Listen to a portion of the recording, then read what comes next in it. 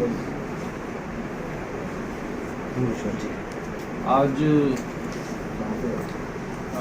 आप लोगों को इसलिए इनवाइट किया गया है कि आप लोगों को भली बात ही पता है जो डेरा स्थल बोर प्रकरण सारा का सारा चल रहा है।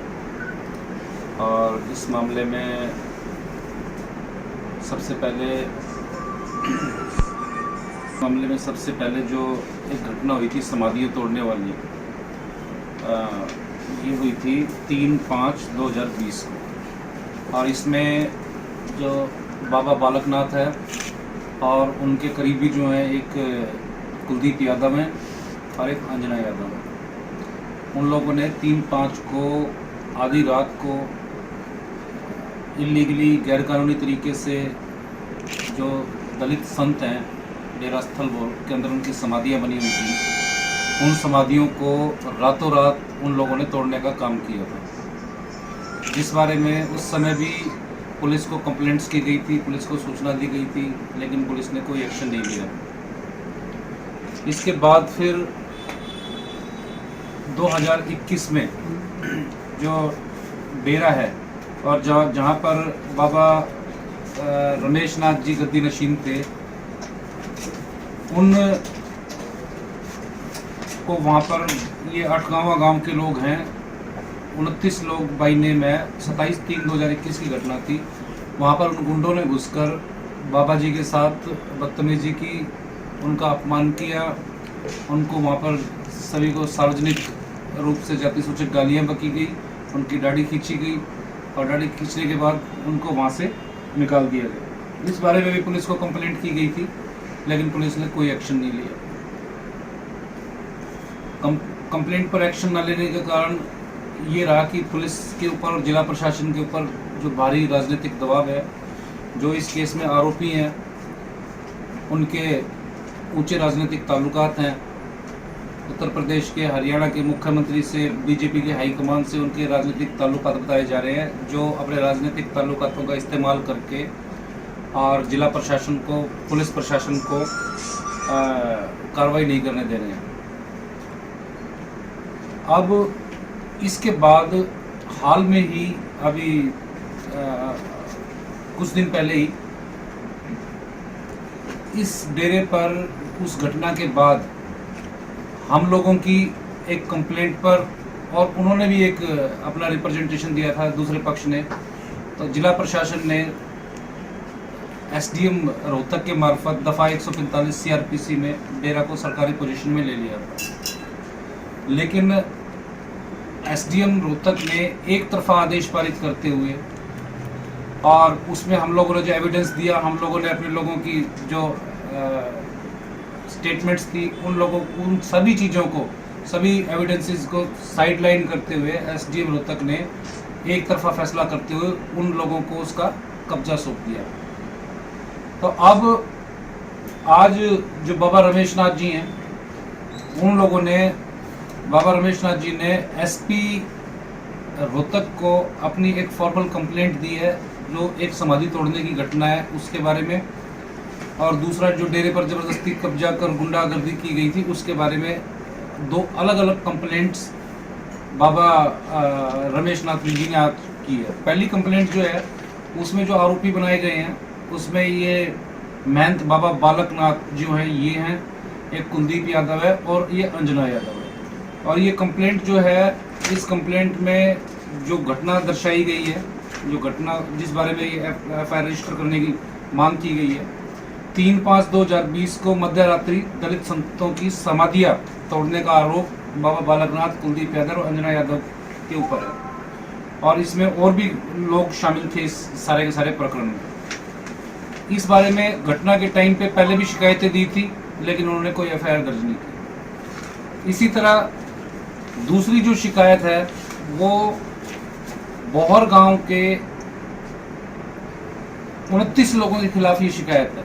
इसमें बाबा बालकनाथ को भी आरोपी बनाया गया है, और इसके अलावा इसमें कृष्ण नांदल, अशोक नांदल, राहुल नांदल, ओम प्रकाश नांदल, जय भगवान ठेकेदार, संदीप नांदल, राज्य मास्टर, रमेश नांदल, पालेराम, राजपाल, सत्यवान, अनिल नांदल उर्फ बल्लू, विजेंद्र सरपंच, रामचंद्र कृष्ण हुड्डा, रमेश पंडित, संजीत नांदल, डॉक्टर सुदेश नांदल, रोहतास नांदल, रणवीर पहलवान, मास्टर अशोक नांदल, बलराज प्रधान, विक्की नांदल, सकरम नांदल, भारत फौजी नांदल, सतवीर नांदल, रघुवीर नांदल, रोहतास ड्राइवर, ये सभी के सभी भौर के हैं और इनके खिलाफ दलित समाज के डेरे पर जबरदस्ती कब्जा करने और दलित समाज के साधु संतों का अपमान करने, जाति सूचक गालियां बकने, हमला करने और जान से मारने की धमकी देने के बारे में एफआईआर दर्ज करने की हम लोगों ने मांग की है।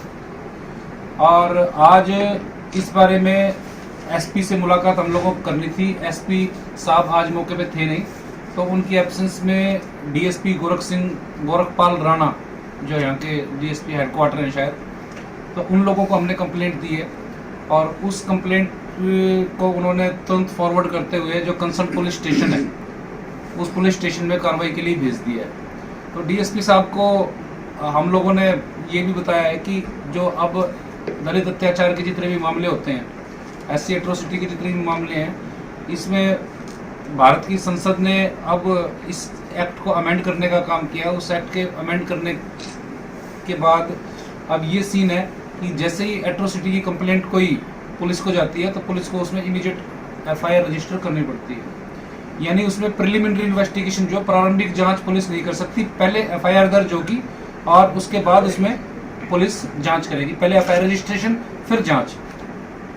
हालांकि डीएसपी साहब ने कहा था कि हम इसकी इंक्वायरी करेंगे, तो ये डीएसपी साहब को ये कानून जो सेक्शन 18 ऑफ SC/ST एक्ट है, ये हमने भली बात ही बताया है कि इस मामले में आप प्रारंभिक जांच नहीं कर सकते, आप इस मामले में आपको एफआईआर दर्ज करनी पड़ेगी।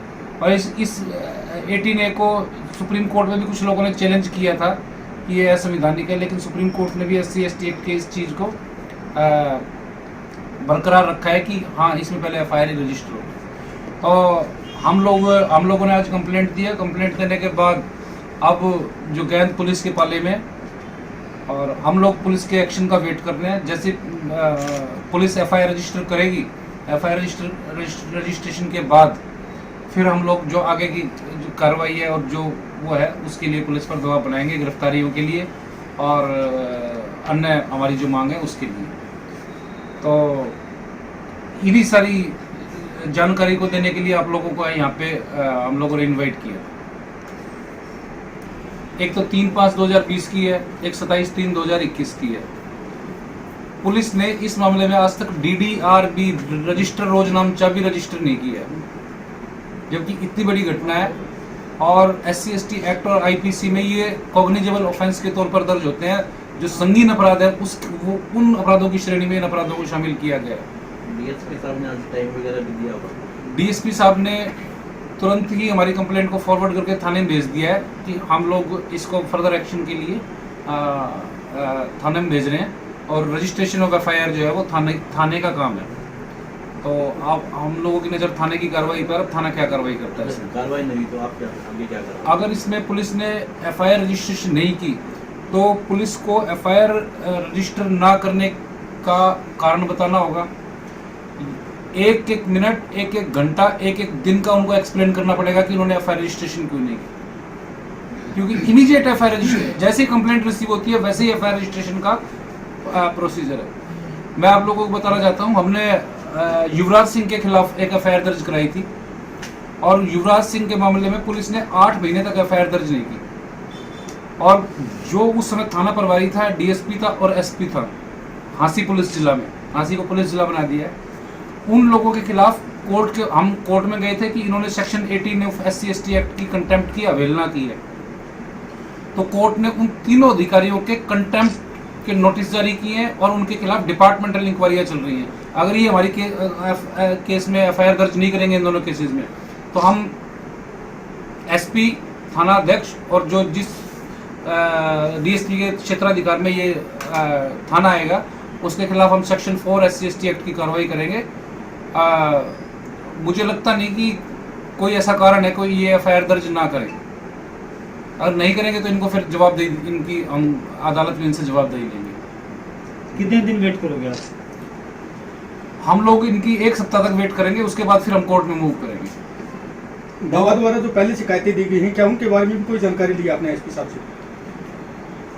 हम लोगों ने इस बारे में जो पहली शिकायतें हैं, हम अपनी शिकायतों में लिखा है कि आप लोगों को पहले हमने सूचना दी थी, शिकायतें दी थी, उस पर कोई एफआईआर रजिस्टर नहीं हुई।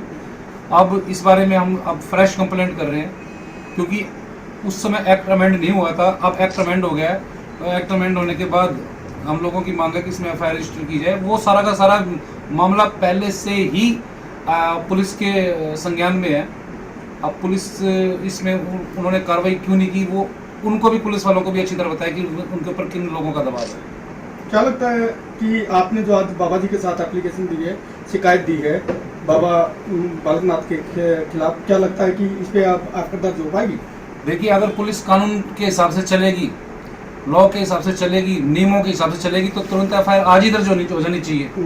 अगर पुलिस के ऊपर कोई भारी राजनीतिक दबाव है या पुलिस कानून को नहीं मानती है, तो फिर उसमें एफआईआर दर्ज नहीं करेगी। फिर हमको जो आगे का प्रोसीजर है कोर्ट में जाने का, हम इसमें कोर्ट में जाकर भी एफआईआर दर्ज करा सकते हैं, और एफआईआर दर्ज ना करने वाले अधिकारियों को भी कोर्ट में घसीट सकते हैं। आगामी क्या रणनीति रहेगी सर आपकी? हमारी रणनीति ये है कि हम पुलिस के एक्शन की वेट कर रहे हैं, और 1 हफ्ते तक एक्शन की वेट करेंगे, उसके बाद फिर हम अदालत का रुख करेंगे।